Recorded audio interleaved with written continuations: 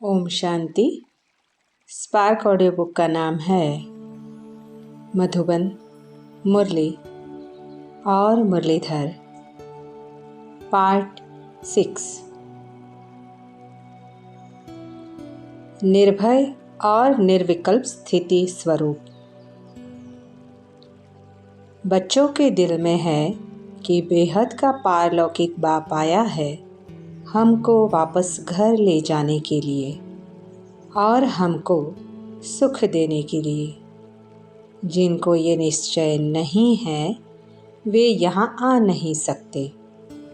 तुम हो ईश्वरीय औलाद।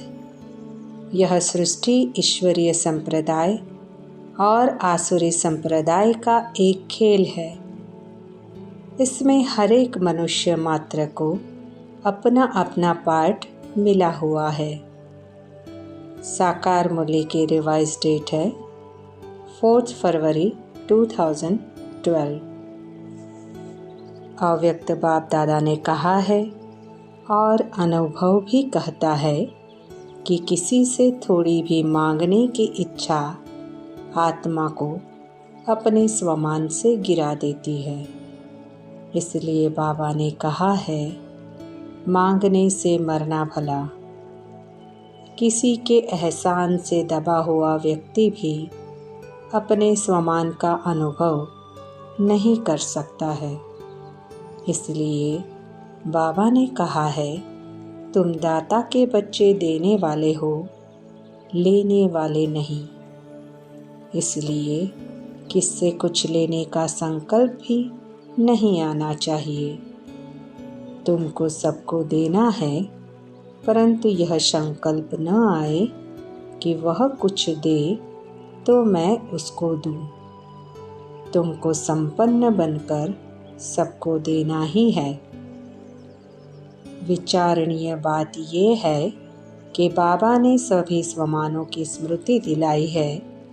उनका कुछ विचार यहाँ किया गया है, परंतु उन सब के अनुभव करने, अनुभव की अथॉरिटी बनने के लिए उन सब की वास्तविकता को विचार करना अति आवश्यक है। विचार करने, उनका मनन चिंतन करने और सतत अभ्यास करने पर ही उन सब की अनुभूति होगी और उस अनुभूति की अथॉरिटी और उसके नशे के आधार पर ही हम दूसरों को भी बता सकेंगे और उन स्वमानों वरदानों का अनुभव भी करा सकेंगे। यद्यपि परम धाम में हम आत्माएं अपने अनादि स्वरूप में परम शक्ति और परम शांति संपन्न है, परंतु वहाँ आत्मा को शांति शक्ति की कोई अनुभूति नहीं है।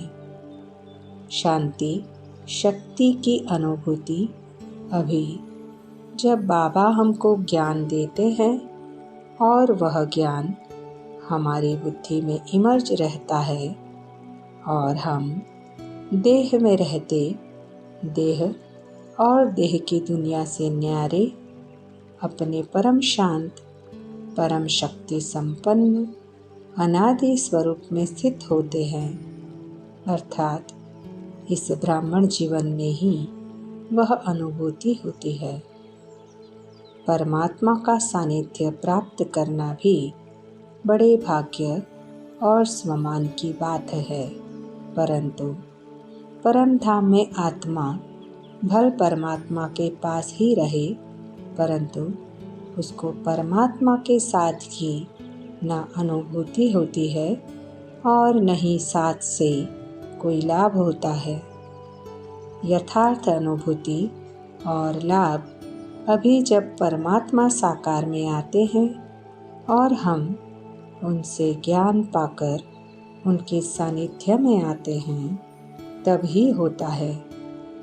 बाबा ने आत्मा के अनादि स्वरूप की तुलना आकाश में चमकते हुए तारों से करके बताया कि तुम ब्रह्मांड के चमकते हुए सितारे हो और वहाँ परमात्मा के साथ रहते हो। परंतु ये बात भी विचारणीय है कि कई तारे सूर्य चांद से दूर होते भी पास रहने वालों से अधिक चमकते हैं। इस संबंध में साकार बाबा ने भी कहा है कि बाप दादा के साथ रहने वालों का इतना महत्व नहीं है जितना दूर रहते भी बाबा की आज्ञा पर चलने वालों का। बाबा की सेवा में तत्पर रहने और बाप समान स्थिति बनाने वालों का है।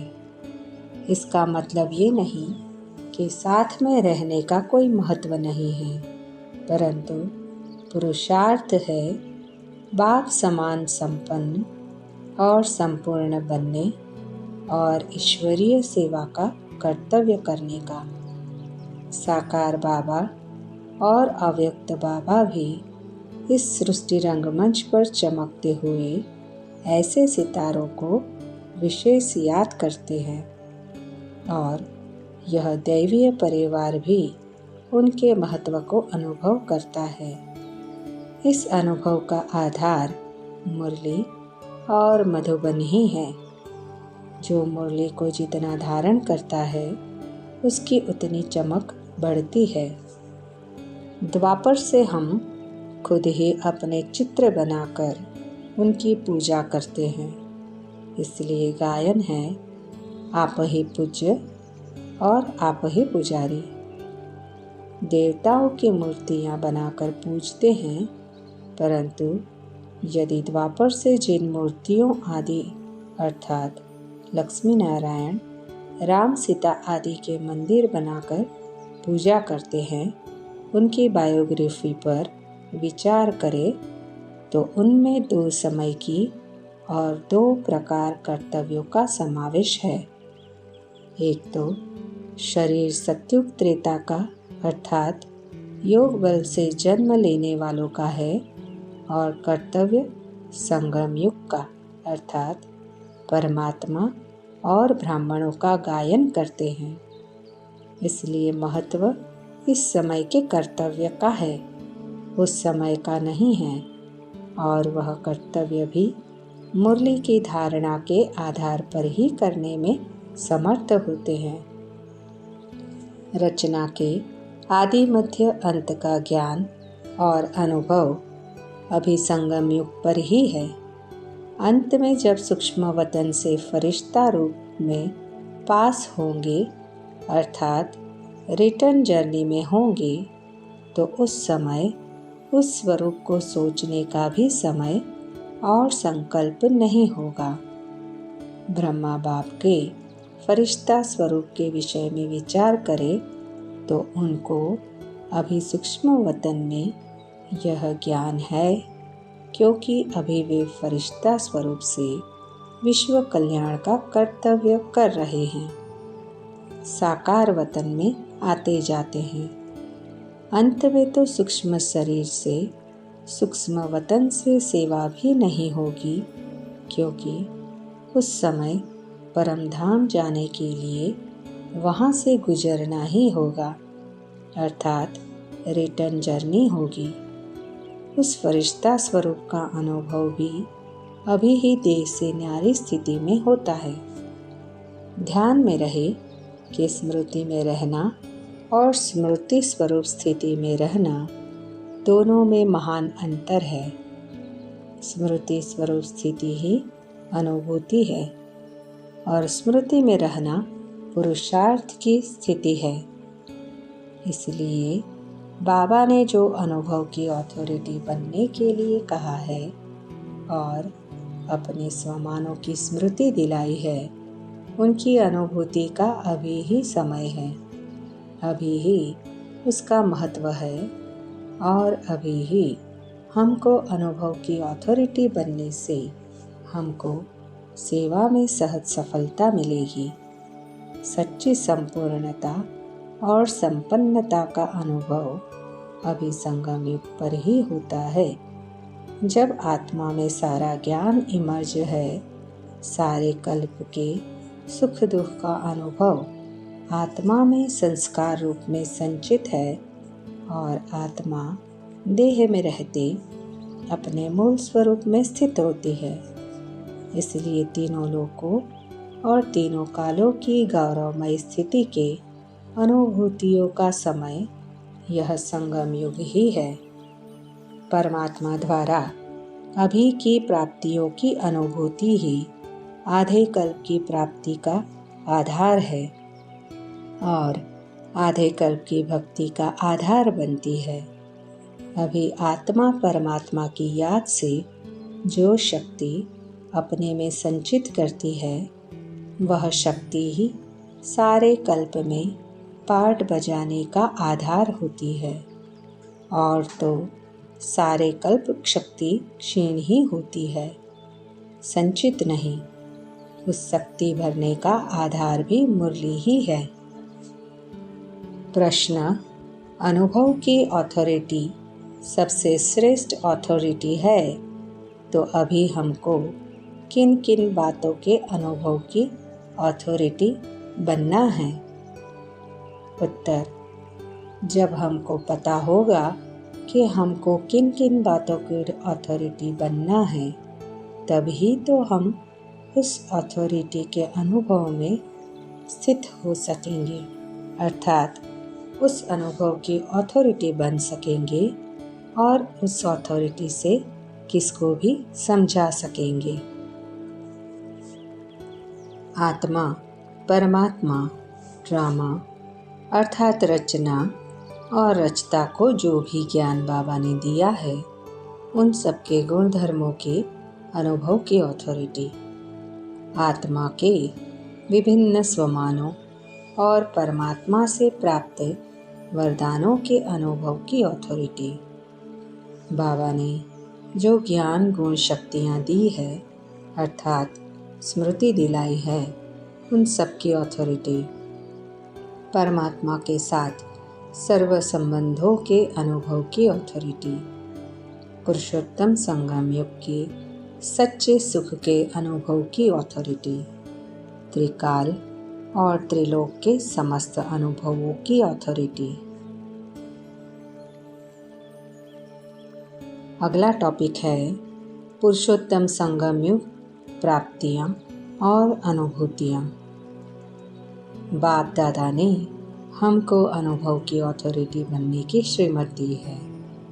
जिस अनुभव की अथॉरिटी बनने से हम स्वयं भी ईश्वरीय प्राप्तियों की महानता को अनुभव कर सकेंगे और हम यह ज्ञान अन्य आत्माओं को भी अथॉरिटी से दे सकेंगे और उनको भी अनुभव करा सकेंगे। अनुभव की अथॉरिटी बनने के लिए हमको यह ज्ञान होना अति आवश्यक है कि परमात्मा से हमको क्या क्या मिला है। इसलिए परमात्मा से प्राप्त ज्ञान और अनुभूतियों के विषय में जानना अति आवश्यक है। इसलिए संगम युग की प्राप्तियों और अनुभूतियों के विषय में कुछ वर्णन यहाँ किया गया है। अनुभव की अथॉरिटी बनने से हम संगम युग के सच्चे सुख को स्वयं भी अनुभव कर सकेंगे और दूसरों को अनुभव करा सकेंगे। बाबा ने कहा है, संगम युग की प्राप्तियों और अनुभूतियों की लिस्ट निकालो तो वह सतयुग की प्राप्तियों और अनुभूतियों से कई गुना बड़ी हो जाएगी। इसलिए परमात्मा से प्राप्त ज्ञान के विविध विषयों और अनुभूतियों के विषय में विचार किया गया है। ज्ञान सागर परमात्मा पिता से हमको जो प्राप्तियाँ हुई हैं, उनको अध्ययन की दृष्टि 2 भागों में बांटा गया है। एक है ज्ञान पक्ष और दूसरा है अनुभूति पक्ष। पहला ज्ञान पक्ष। बाबा ने हमको विशेष रूप से जिन विषयों का ज्ञान दिया है और उन सब के गुण धर्मों के विषय में बताया है, उनमें मुख्य विषय है आत्मा का ज्ञान, परमात्मा का ज्ञान, विश्व नाटक का यथार्थ ज्ञान, सृष्टि चक्र का ज्ञान, त्रिलोक का ज्ञान, कल्पवृक्ष का ज्ञान, कर्मों की गुह्य गति का ज्ञान, योग का यथार्थ ज्ञान, पवित्रता का ज्ञान और जीवन में उसके महत्व का ज्ञान, भक्ति और ज्ञान के भेद का ज्ञान, आत्मा और विश्व की उतरती कला और चढ़ती कला का ज्ञान। यहाँ कुछ मुख्य विषय के विषय में ही लिखा गया है।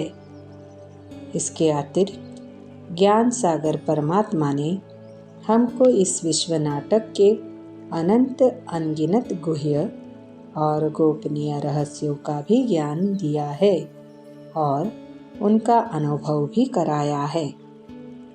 भक्ति में गंगा आदि में स्नान करते तुम पतित ही बनते आए हो, अभी तुम ज्ञान मार्ग में हो।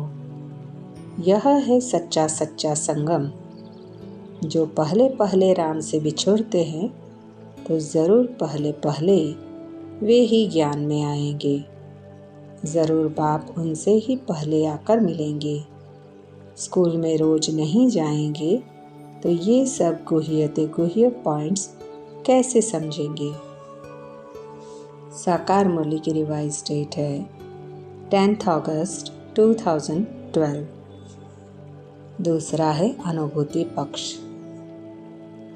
आत्मा के यथार्थ स्वरूप का अनुभव, परमानंद अर्थात अतीन्द्रिय सुख की अनुभूति, सच्ची सुख शांति पवित्रता की अनुभूति, निंदा स्तुति लाभ हानि जय पराजय में समान स्थिति का अनुभव, यथार्थ रीति से साक्षीपन का अनुभव, विश्व नाटक के सच्चे सुख का अनुभव, विश्व नाटक के यथार्थ स्वरूप का अनुभव, विश्व नाटक के गुण धर्मों और नियम सिद्धांतों का अनुभव, मुक्ति जीवन मुक्ति का यथार्थ और सुखद अनुभव, परमात्मा के अवतरण अर्थात परकाया प्रवेश का अनुभव, परमात्मा मिलन और परमात्मा के सानिध्य का सुखद अनुभव, ज्ञान सागर परमात्मा के ज्ञान सागर स्वरूप का अनुभव,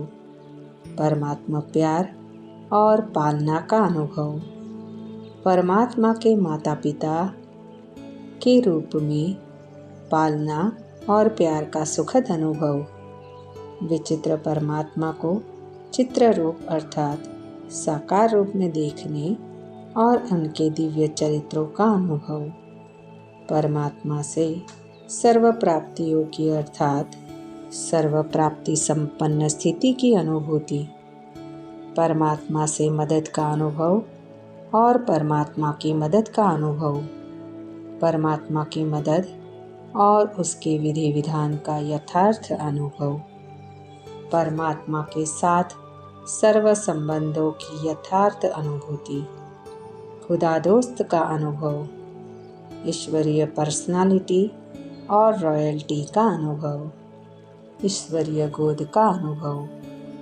परमात्मा पिता की परम सुखदायी गोद और गोद का बच्चा बनने का अनुभव, परम पिता परमात्मा के ईश्वरीय जन्मसिद्ध अधिकार अर्थात ईश्वरीय वर्षे की अनुभूति, परमपिता परमात्मा का वारिस बनने और बनाने का अनुभव, परमात्मा का यथार्थ वर्षा क्या है, वह किसको एवं कब मिलता है, उसकी अनुभूति, परमात्मा के सौदागर रत्नागर स्वरूप का अनुभव, डायरेक्ट परमात्मा को देने और परमात्मा से लेने का अनुभव, परमात्मा के खिवैये स्वरूप का अनुभव, निराकार आत्मा को निराकार बाप के प्यार का साकार में अनुभव, आत्मा आशिक को परमात्मा मासूक के प्यार का यथार्थ अनुभव,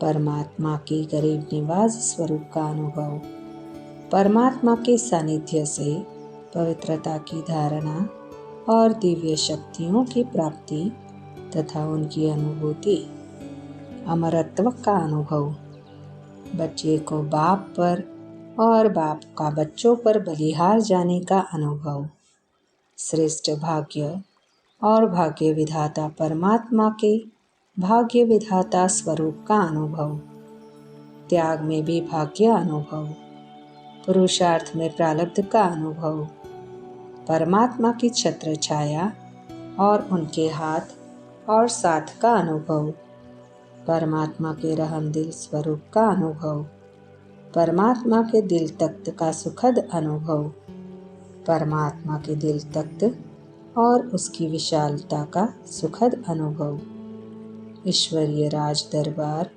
अर्थात इंद्र सभा का अनुभव, परमात्मा के शिक्षक स्वरूप का अनुभव, गॉडली स्टूडेंट लाइफ का अनुभव, वसुधैव कुटुंबकम का अनुभव, विश्व परिवार और परिवार के पूर्वजपन का अनुभव, आदि सनातन देवी देवता धर्म की कलम और विभिन्न धर्मों की स्थापना का अनुभव, कर्म और फल के विधि विधान का अनुभव, कर्मयोग और कर्म भोग तथा दोनों के संबंध का अनुभव अर्थात कर्मयोग से कर्म भोग पर विजय का अनुभव, धर्मराज और धर्मराजपुरी के विधि विधान का अनुभव, विभिन्न धर्मों के अस्तित्व और धर्म ग्रंथों के सार का अनुभव, लव एंड लॉ के बैलेंस के संतुलन का अनुभव, राजा जनक के समान विदेही स्थिति का अनुभव, स्वराज्य अधिकारीपन का अनुभव,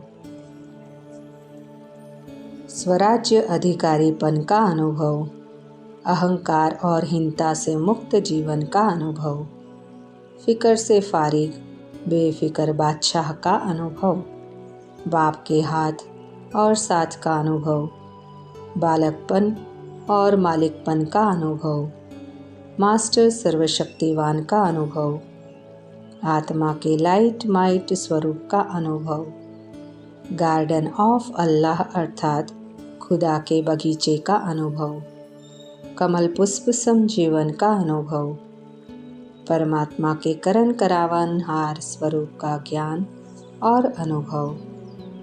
अभी हमको सारे कल्प का ज्ञान है, इसलिए हमको कलयुग के तमो प्रधान सुखों का और भक्ति मार्ग का ज्ञान भी है, तो सतयुग के सतो प्रधान सुखों के विषय में भी ज्ञान और उस ज्ञान के आधार पर आत्मा में संस्कार रूप में संचित है।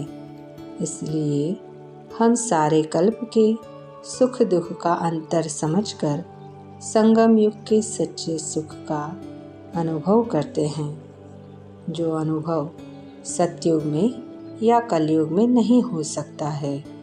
अतीन्द्रिय सुख, परमानंद, मुक्ति, जीवन मुक्ति के सुख का यथार्थ अनुभव आत्मा को अभी ही होता है, जब आत्मा को परमात्मा से आत्मा, परमात्मा और सृष्टि चक्र के तीनों लोकों और तीनों कालों का ज्ञान मिलता है।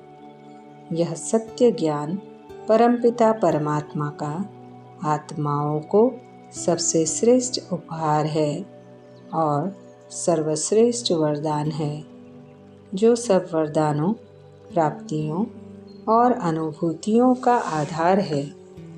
सर्व संबंधों का रस बात द्वारा न लेने से कोई रस रह गया है, जिस कारण दृष्टि वृत्ति चंचल होती है।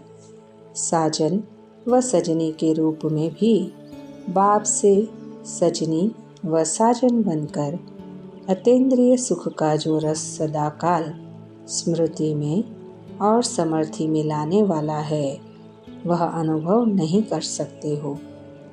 बाप से सर्व संबंधों के रस व स्नेह का अनुभव न होने के कारण देहधारी में दृष्टि वृत्ति चंचल होती है।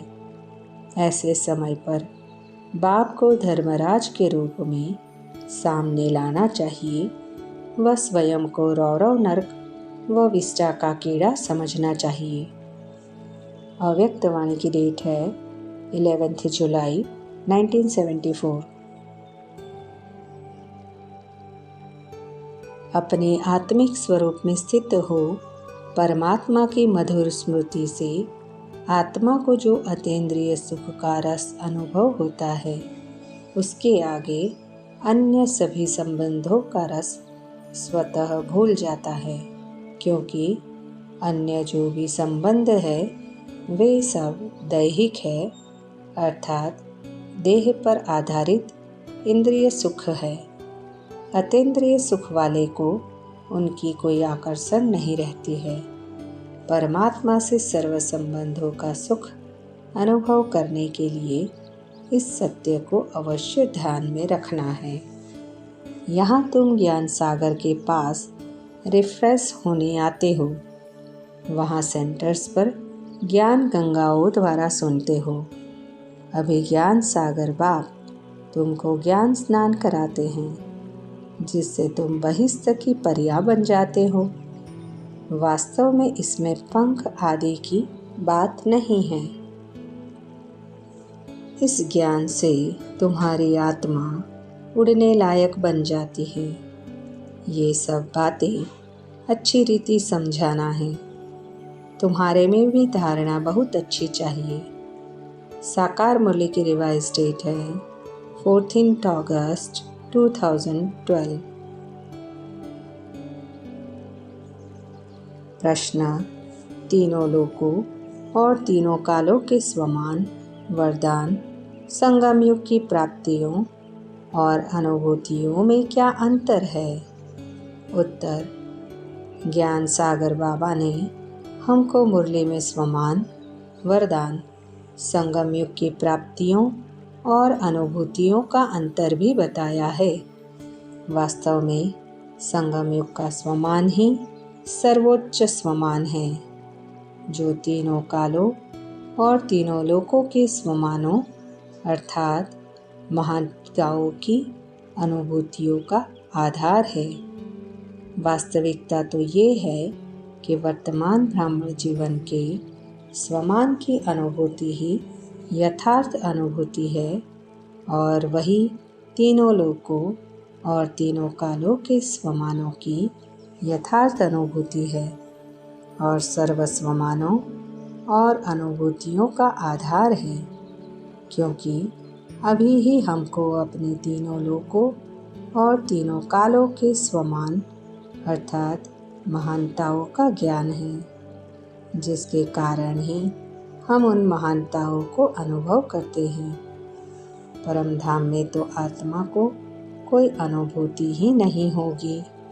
सतयुग में भले सतो प्रधान प्रकृति और सतो प्रधान संबंधों का सुख होगा, परंतु विचार करो कि वहाँ उसकी अनुभूति क्या होगी।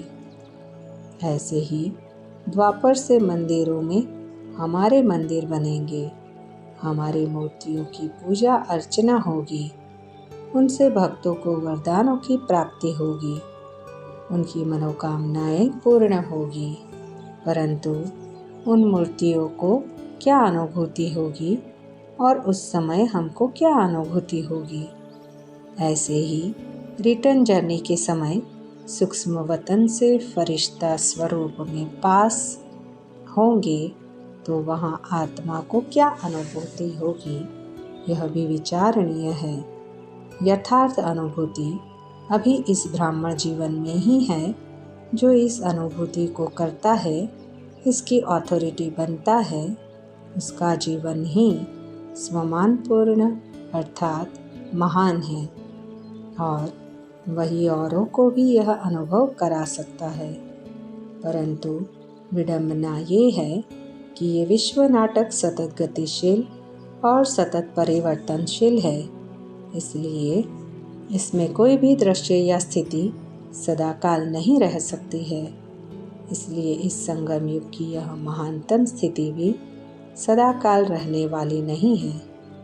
इसलिए अभी हम इसकी महानताओं का जितना अनुभव कराए और कराएं, वही हमारा परम कर्तव्य है।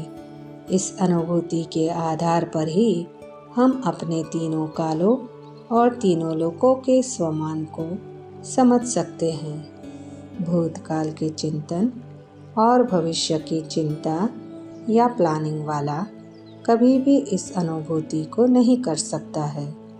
जो अचानक के पाठ को ध्यान में रखकर वर्तमान में यह अनुभूति करेगा, वही इसमें सफल होगा। वर्तमान में इन स्वमानों की अनुभूति में रहने वाले का भविष्य स्वतः अच्छा होगा। बाबा ने ये भी कहा है कि सब अचानक होना है, अर्थात विश्व नाटक के विधि विधान अनुसार ये स्थिति भी अचानक परिवर्तन होनी है। इसलिए अभी ही हम संपन्न संपूर्ण मूल स्वरूप में स्थित होकर सर्व अनुभूतियों की ऑथोरिटी बनकर सर्व अनुभूतियों को करते हुए मुक्ति जीवन मुक्ति स्थिति का अनुभव करें और अन्य आत्माओं को भी कराए। अभी अनुभव की हुई यह स्थिति ही अंत समय हमारे काम में आएगी। उसके लिए ही बाबा कहते हैं कि एवर रेडी बनो। ये भी अटल सत्य है कि परमधाम जाने से पहले सारे कल्प के हिसाब किताब पूरे करने ही हैं और उसका भी समय अभी ही है। इसलिए कर्म भोग भी अवश्य संभावी है। इसलिए उसके लिए भी हमको पहले से ही तैयार रहना है। इसलिए ये अनुभव भी अभी जब कर्म भोग नहीं है तभी कर सकते हैं, और वह अनुभव और स्थिति ही कर्म भोग के समय भी सहयोग करेगी। वास्तविकता पर विचार करें तो तीनों कालों और तीनों लोकों के स्वमानों अर्थात महानताओं का अनुभव संगम युग पर ही यथार्थ रूप में होता है। संगम युग पर हमने ज्ञान युग का पुरुषार्थ करके जितना जड़ जंगम और चेतन प्रकृति को पावन बनाया, उस अनुसार हमको सतयुग में प्रकृति का सतोप्रधान सुख मिलेगा और आत्माओं से सम्मान मिलेगा। ब्राह्मण परिवार की आत्माओं की जो सेवा की या सेवा ली, उस अनुसार सतयुग में परिवार मिलेगा और आत्माओं से सम्मान मिलेगा। संगम युग पर हमने अपनी चलन चेहरे और वाणी से जिन आत्माओं को बाप का संदेश दिया, सहयोग दिया, यज्ञ की तरफ आकर्षित किया या किसी तरह से सेवा में सहयोगी बनाया, वे ही द्वापर से भक्त बनकर हमारी पूजा अर्चना करेंगे। आप ही पूज्य और आप ही पुजारी के सिद्धांत अनुसार हम भी मंदिर बनाएंगे, परंतु अपने से बड़ों के अर्थात जिनसे हमको संगम युग पर प्राप्तियों की अनुभूति हुई है। जैसे ब्रह्मा बाबा ने ही पहले पहले शिव बाबा का मंदिर बनाकर उनकी पूजा शुरू की। यह विश्व नाटक का विधि विधान है कि हर एक अपने से बड़े की ही पूजा अर्चना करता है। अभी के पुरुषार्थ और सेवा से हम अपनी स्वर्गिक प्राप्तियों और द्वापर से भक्तों द्वारा मिलने वाले स्वमान की स्थिति को देख सकते हैं। ऐसे ही अभी संगम युग पर हम जितना शिव बाबा के विश्वास पात्र निश्चय बुद्धि बनकर ईश्वरीय सेवा में सहयोगी बनते हैं, उस अनुसार ही हमारी यहाँ महिमा होती है, अर्थात हमारी चमक होती है, और उसी अनुसार परमधाम में भी हमारे आत्मिक स्वरूप की चमक होगी। रिटर्न जर्नी के समय सूक्ष्म वतन में भी जब हम धर्मराज के सामने से पास होंगे, तो अभी संगम किए गए पुरुषार्थ कर्मों सेवा के आधार पर ही धर्मराज के द्वारा या धर्मराजपुरी में या सूक्ष्म वतन में हमारा सम्मान होगा, अर्थात उस अनुसार हमारी स्थिति होगी। इस प्रकार इन सत्यों पर विचार करके देखें तो संगम युग के स्वमान अर्थात गौरवपूर्ण स्थिति ही महान है और सारे कल्प अर्थात तीनों लोकों और तीनों कालों के स्वमानों का आधार है। जितना हम अभी अपने स्वमानों को अनुभव करेंगे, उनके अनुभव की अथॉरिटी बनेंगे, उस अनुसार ही हमारे कर्म संस्कार होंगे, हमारे से सेवा होगी, जो सारे कल्प अर्थात तीनों लोकों और तीनों कालों के स्वमान का आधार बनेंगे। इसलिए अव्यक्त बाप दादा ने कहा है, इस संगम युग की प्राप्तियों की लिस्ट सतयुग की प्राप्तियों से कई गुना बड़ी है। तीनों लोकों और तीनों कालों की महानता का आधार है संगम युग का महान कर्तव्य, जो आत्मा संगम पर ही परमात्मा के साथ से करती है। यह जीवन खाने पीने रहने की मौज करने के लिए नहीं है। यह जीवन ईश्वरीय कर्तव्य अर्थ है, अर्थात जो हमको परमात्मा से मिला है वह अन्य आत्माओं को भी देना है, उनको भी अनुभव कराना है। आत्मिक स्वरूप का, आत्मिक प्यार का ज्ञान अभी ही हमको है। अभी के कर्तव्य का तीनों लोकों और तीनों कालों से संबंध है। जो अभी यह ईश्वरीय कर्तव्य करेंगे वे ही अभी भी यहाँ सर्व आत्माओं के बीच चमकेंगे और परम धाम में भी परमात्मा पिता के साथ सर्व आत्माओं के बीच चमकेंगे। परंतु परम धाम में उसकी अनुभूति नहीं होगी। अभी हमको उसकी अनुभूति भी होगी, जो यहाँ प्रकृति जीत ईश्वरीय ज्ञान गुण शक्तियों से संपन्न बनेंगे, तभी सतयुग में संपन्नता का अनुभव करेंगे। फरिश्ता स्वरूप में भी यहाँ के कर्तव्य और स्थिति के आधार पर ही महानता होती है। इसलिए अव्यक्त बाप दादा बार बार ब्रह्मा बाबा के साकार जीवन का उदाहरण देते हैं कि उन्होंने साकार में ही अपना फरिश्ता स्वरूप अनुभव कराया और उस स्वरूप में स्थित होकर इस संगम योगी जीवन का सुख अर्थात जीवन मुक्त स्थिति का अनुभव किया और हमको भी उस जीवन मुक्त स्थिति के अनुभव में रहने के लिए प्रेरणा देते हैं। ये सब अनुभव और प्रेरणाएं बाबा की अव्यक्त या साकार मूल्य के द्वारा ही हमको मिलती है।